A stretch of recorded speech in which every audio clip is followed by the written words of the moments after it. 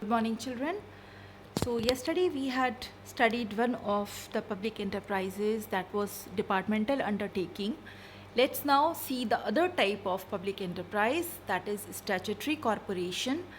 What is the meaning of these corporations?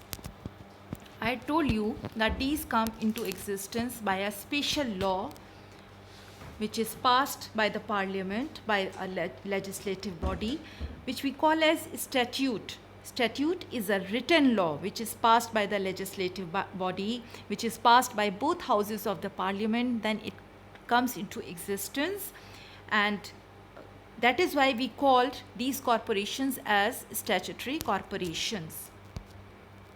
What is the meaning? Statutory corporation, or we can call it as public corporation also, these refer to such organizations that are incorporated under the special acts of the parliament or state legislative assemblies. सो जो state level पर हो चाहे या फिर parliament में जो पास होते हैं, सेंट्रल गवर्नमेंट के अंडर जो लाइक कुछ एक्ट्स बनाए जाते हैं, and after they are approved by both houses of the parliament, वो उनको लॉ बना दिया जाता है. They are the written law, जिनको हम स्टैट्यूट कहते हैं, उनके अंडर इस तरह की कॉरपोरेशन एग्जिस्टेंस में आती हैं, and their motive is service to society, welfare of the people. Their motive is not profit making. This we had seen in case of the previous type of public enterprise also, departmental undertaking, उसमें भी यही होता है. But there are certain differences between these two types of public enterprises that we'll see. जब हम इनके features पढ़ेंगे तो we'll see what are the differences in the features of these two types of public enterprises, which are departmental undertaking and statutory corporations. So for that, let's first see the features of these statutory corporation. Let's study their characteristic features. The first one is formation by a special law. We had seen in case of departmental undertaking that their formation is easy because there is no legal procedure involved. वो कैसे होता है, उनका कैसे existence में आती है departmental undertaking? किसी मिनिस्ट्री के अंडर, गवर्नमेंट के जो डिफरेंट मिनिस्ट्रीज़ होती हैं उनके अंडर उनका एग्जिस्टेंस होता है, एंड वो उस पर्टिकुलर मिनिस्ट्री का जो मिनिस्टर होता है, ही इज़ द हेड, और वो अपने अंडर लोगों अपॉइंट करके इस तरह की कॉरपोरेशन का मैनेजमेंट होता है. But here what happens, these come into existence by special law जब पास होता है उससे इनका फॉर्मेशन होता है स्टैट्यूटरी कॉरपोरेशंस का. And once the law is framed, once the law is passed by the legislative body, all the objects, the powers and the functions of these corporations, they are defined in the law. Next is separate legal entity. These corporations, these statutory corporations, they have their separate legal identity. और what does that mean? हमने जो अभी तक पढ़े हैं, जितने आपको forms of organization बताए हैं, उसमें we have used this term legal entity at several places. Legal separate legal entity का क्या मतलब होता है कि लॉ की नज़र में इनका एक अलग एग्जिस्टेंस होता है. इन्हें किसी इंडिविजुअल से नहीं आइडेंटिफाई करेंगे. जैसे हमने कुछ टाइप के ऑर्गेनाइजेशन का पढ़ा था, लाइक अ सोल प्रोप्राइटरशिप. अगर किसी का कोई बिजनेस है, who is the sole owner of that business, तो usually what happens, we see the person and the business same. हम दोनों को एक ही उससे देखते हैं. कोई चीज़ होती है तो हम उस आदमी, जो पर्सन इन्वॉल्व है, जो ओनर है, उसी के नाम से जानते हैं वो बिज़नेस को भी. But what happens, once your organisation is registered, उसका जब रजिस्ट्रेशन हम किसी ऑर्गेनाइजेशन का कराते हैं तो it has its separate legal entity. तब वो लॉ की नज़र में उसकी एक अलग आइडेंटिटी हो जाती है. हमने, if you remember, in case of joint stock company, we had seen that these companies, they are identified as an artificial person. artificial person का क्या मतलब था कि उनका हम एक अलग एग्जिस्टेंस मान रहे हैं, कंपनीज का अलग एग्जिस्टेंस मान रहे हैं, उन्हें हम लाइक एक कोई फिजिकल पर्सन के फॉर्म में नहीं देख रहे हैं, but they have their legal existence. Legal existence का मतलब कि कुछ इस तरह के काम होते हैं जो कोई इंडिविजुअल करता है, like if these companies they have to borrow money from the bank और from the public, they can do in their own name. किसी डायरेक्टर के नाम पर नहीं होगा, वो कंपनी के नाम पर होगा, क्योंकि उसका अपना खुद का लीगल एग्जिस्टेंस है। So these corporations they too have their separate legal identity. Full government ownership, these come into existence by the government. So government का पूरा इसमें ओनरशिप रहती है, गवर्नमेंट ही इनको इस्टेब्लिश करती हैं, गवर्नमेंट इस्टेब्लिश करती है इस तरह की कॉरपोरेशन को। गवर्नमेंट कैसे इस्टेब्लिश करती है? The funds that the government collects from the public in the form of taxes, the duties, उस पैसे से पब्लिक की सर्विस के लिए, पब्लिक के वेलफेयर के लिए गवर्नमेंट इस तरह के स्टैट्यूटरी कॉरपोरेशन को एग्जिस्टेंस में लाती है। बट उसके बाद एक बार इस्टेब्लिशमेंट के बाद ये हैंड ओवर कर देती हैं, इनका गवर्नमेंट अपना एक वो बोर्ड ऑफ डायरेक्टर नॉमिनेट करके उनको हैंड ओवर कर देती है कि now you have to take care of the operations, the management at your end. Next, management by board of directors. The government will appoint or nominate the board of directors, and the whole management will be vested in a board of directors. Departmental undertaking में हमने क्या देखा था, उसमें सारा control जो होता है वो मिनिस्टर्स के और पॉलिटिशियंस के हाथ में ही रहता है। जो अपॉइंट करते हैं, like the civil servants who mainly are appointed for taking care of the management of departmental undertaking, उनका अपना से नहीं रहता है, इंटरनल मैटर्स में उतना से नहीं रहता है, because the whole control is in the hand of the ministers and the politicians in case of departmental undertaking. But here the difference is that once the government establishes these corporations, it withdraws its control and it hands it over to the board of directors, जो सारे operations और management के लिए responsible रहेंगे. Service motive, like departmental undertaking, motive of these corporation is also service to society, because public की बनती है, public के पैसे से इनका एग्जिस्टेंस होता है, तो इनका मेन मोटिव जो होता है वो पब्लिक को सर्व करना होता है. Own staff, we had seen that in case of departmental undertaking, staff कौन होता था? जो गवर्नमेंट जो अपॉइंट करते थे, मेनली आई मीन इनको करते थे, सिविल सर्वेंट्स को, इन लोगों को करते थे, तो वो स्टाफ रहता था. यहाँ पर क्या है, यहाँ पर it's not necessary that government officials are to be appointed as the staff. यहाँ इनका जो स्टाफ है वो गवर्नमेंट एम्प्लॉयज़ नहीं है. इनका गवर्नमेंट ने एक बार ये बनाकर और बोर्ड ऑफ डायरेक्टर्स जो एक्सपर्ट्स और प्रोफेशनल हैं उस फील्ड के, उनका बोर्ड ऑफ डायरेक्टर्स बना के इन्हें कर दिया है. And these are not government employees, the staff is not government employee, they will not be withdrawing their salary from the government. Departmental undertaking के केस में क्या होता था कि जो रेवेन्यू जनरेट होता था उन अंडरटेकिंग्स के जो सर्विसेज दे रहे हैं सोसाइटी को, उससे उनके पास जो पैसा आता था वो अपने पास नहीं रख सकते थे, उनको वो फिनेंशियल इंडिपेंडेंस नहीं थी. That revenue had to be collected in government treasury.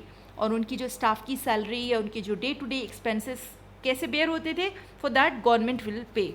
But here what happens, government ने एक बार बना दिया, बट उसके बाद these corporations they have to be self supporting. वो खुद अपने ऑपरेशन से पैसा जनरेट करेंगी और उसी से इनके स्टाफ की सैलरी, बाकी के एक्सपेंसेस उस सब से बेयर करेंगे. Financial autonomy, this is the same thing which I have explained just now. These corporations, they enjoy financial autonomy. इनको अपने finances पर खुद कंट्रोल रहता है. डिपार्टमेंटल अंडरटेकिंग के केस में नहीं था. उस केस में क्या था कि जो भी कलेक्शन हो रहा है, जो भी रेवेन्यूज़ जनरेट हो रहे हैं, वो सारा उनको गवर्नमेंट के ट्रेजरी में पहुंचाना है, गवर्नमेंट उसको कंट्रोल में लेगी. तो उनका उस पर कोई कंट्रोल नहीं था, उनके खुद के एक्सपेंसेस पे कोई कंट्रोल नहीं था। वो जो जितना गवर्नमेंट ने उनको जो सेंक्शन कर रखा है उसी में उनको मैनेज करना है। But these corporations, the statutory corporation, they enjoy financial autonomy. All the money which they collect, which they make by virtue of their operations, they have control over that. They can manage their financial structure. Public accountability, these they are autonomous bodies.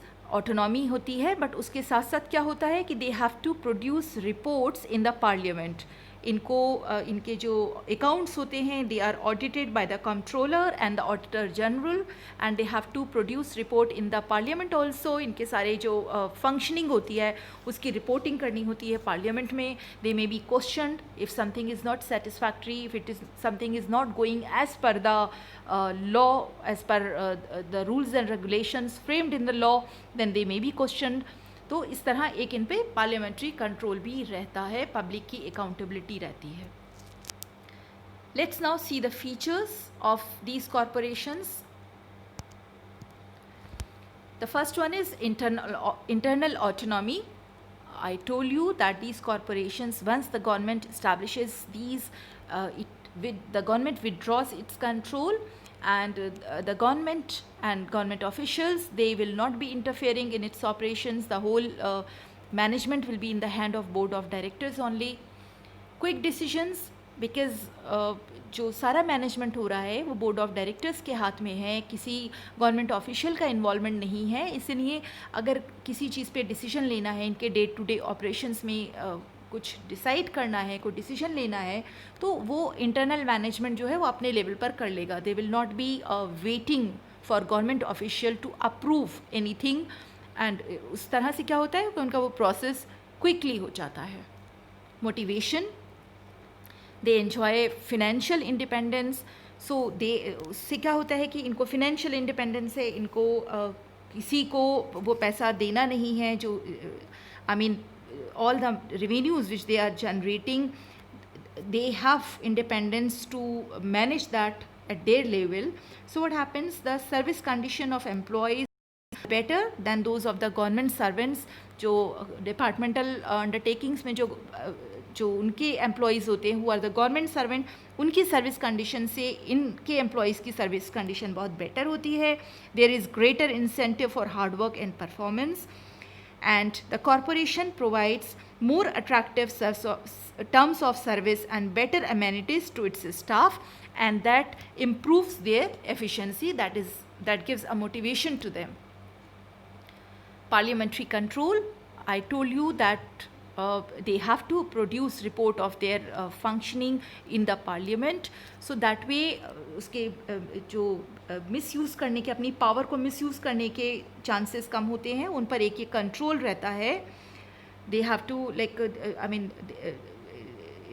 there is a control which helps in improving, ensuring that there is proper use of public money, and they will improve performance in the public interest.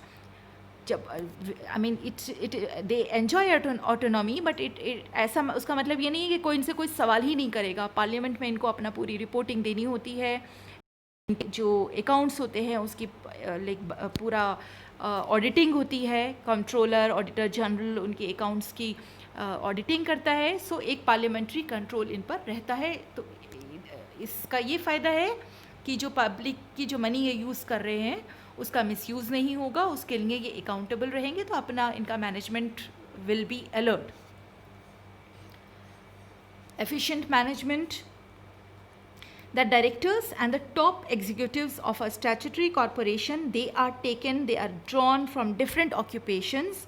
Professionals and experts, they are appointed at the important positions in the corporation.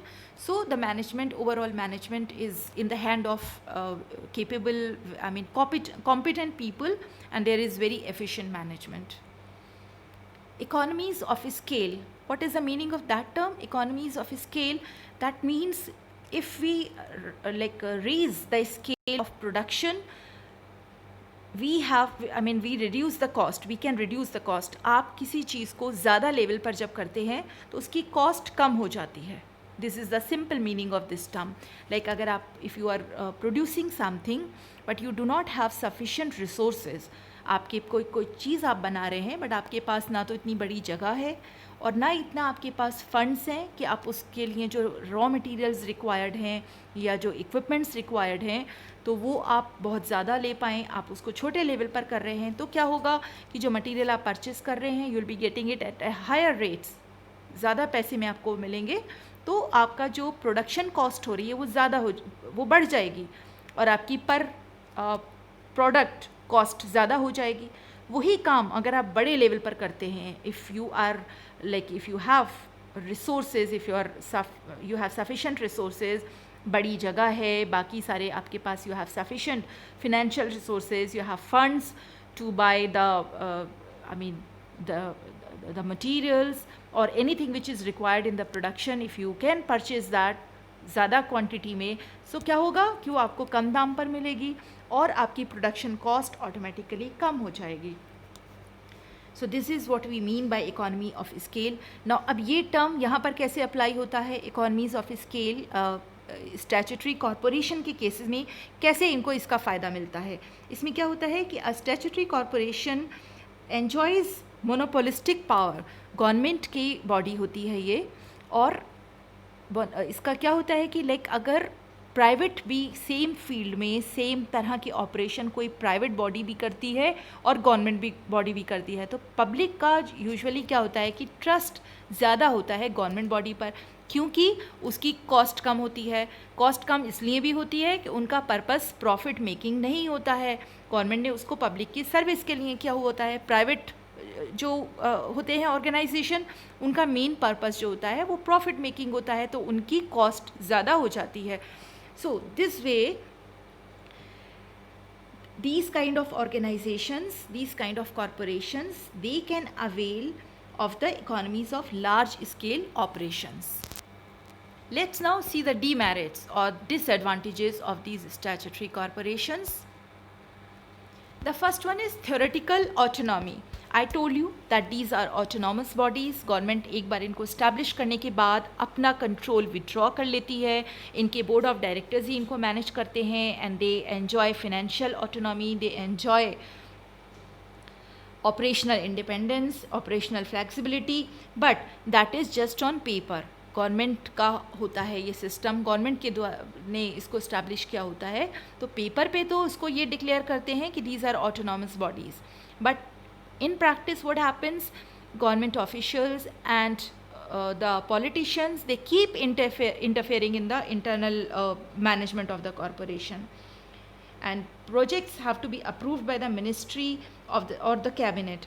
तो इस तरह जो हमने red tapism जो departmental undertaking के case में पढ़ा था, वो वहाँ तो बहुत स्ट्रॉन्ग होता है। I mean they are under very rigid bureaucratic control, वो तो पूरा उनके अंडर ही होता है, मिनिस्टर के अंडर होता है, उनको तो बिल्कुल किसी तरह की ऑटोनॉमी होती नहीं है डिपार्टमेंटल अंडरटेकिंग्स को। बट यहाँ पर पेपर पे डिक्लेयर तो ये कर रखा है कि ऑटोनॉमस बॉडीज़ हैं, लेकिन यहाँ पर भी गवर्नमेंट की इंटरफेरेंस रहता है, मिनिस्टर्स का कंट्रोल रहता है। सो इस तरह क्या है कि थ्योरेटिकल ऑटोनॉमी है बट प्रैक्टिकल नहीं है। Nominated board, the directors of these corporations, they are appointed by the government, and quite often what happens, the civil servants who do not possess required skills and experience in the management, they are appointed as board of directors, and उसका क्या होता है कि जो जिनको management में civil servants जो हैं, जिनका मैनेजमेंट का कोई एक्सपीरियंस नहीं है, उतने एक्सपर्टीज़ उनको नहीं है, बट गवर्नमेंट ने उनको नॉमिनेट करके उनको अपॉइंट कर दिया है, तो मैनेजमेंट बहुत एफिशिएंट नहीं रह पाता है। रिजिड स्ट्रक्चर, रिजिडिटी कैसे रहती है स्ट्रक्चर में? आई टोल्ड यू कि ये लॉ से ये एग्जिस्टेंस में आती हैं, किसी लॉ के अंडर इनका एग्जिस्टेंस होता है स्टैट्यूटरी कॉरपोरेशन का।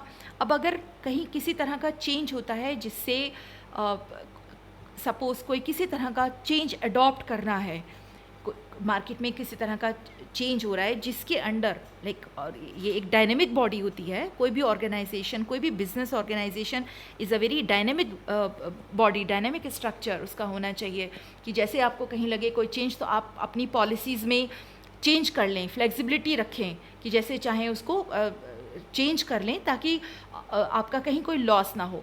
बट ये स्टैट्यूटरी कॉरपोरेशन का क्या होता है कि इनके एक बार उस लॉ में जो डिफ़ाइन हो गए, इनके जो फंक्शंस, जो पावर्स जो वहाँ डिफ़ाइन हो गए, तो अपने में इनको कोई चेंज करने की कोई हक़ नहीं है।